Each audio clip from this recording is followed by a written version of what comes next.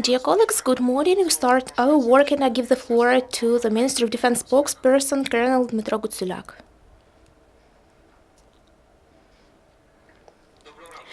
Good morning, dear guests. A group of British experts that evaluates work of the Ministry of Defense made a very positive comment on the new internal audit system in the Ministry of Defense. The British experts say that the transformation of internal audit system will approximate it to international standards and best practices. In the framework of this work, instead of inspection measures of the ministry will use internal audit system according to the international standards. According to British experts, the Ministry of Defense is now is one of the leaders among the Ukrainian authorities that use this approach.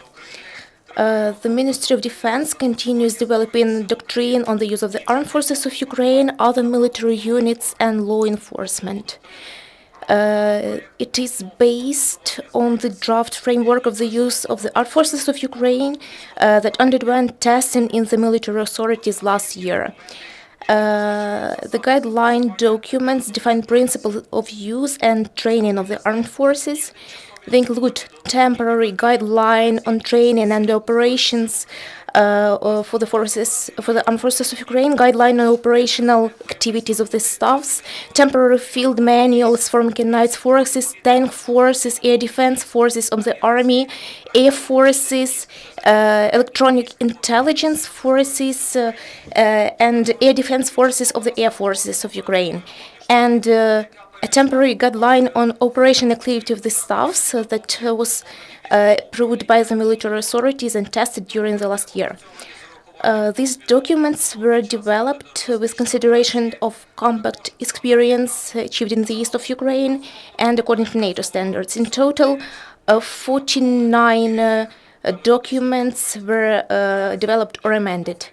At present, the armed forces of Ukraine training for the armed forces of Ukraine is regulated by 655 NATO standards and regulations and 961 national standard of training. The units of the armed forces of Ukraine continue participation in process of forces planning, evaluation operation capability framework and NATO response forces. Within the approximation of training system to NATO standards in May 2016, high mobile paratroop forces started training of a battalion group according to Striker program.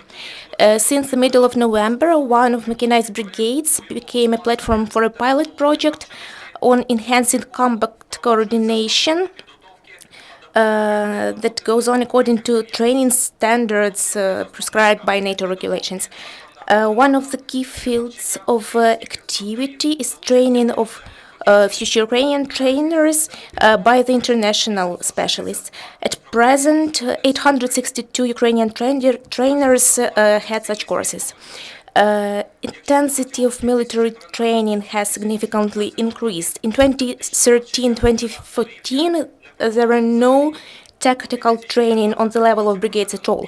In 2015, there were 15 such trainings, and there were 20 such trainings in 2016. Over 200 trainings for battalion and 190 operational trainings took place. And it's worth mentioning that formally marches, river crossing, live fire training for the Navy were mostly an imitation due to lack of financial resources, but now the training is real. The technique is deployed to the training fields, and a lot of reserve servicemen participate in this training. The basic principle of training is to learn things that are really necessary for the army in the battlefield. An experimental combat system, BARS, is widely used for this. Since September 2016, the system is used for training students of Odessa Military Academy, in Kharkiv National University of the Air Forces, in the National Academy of Land Forces.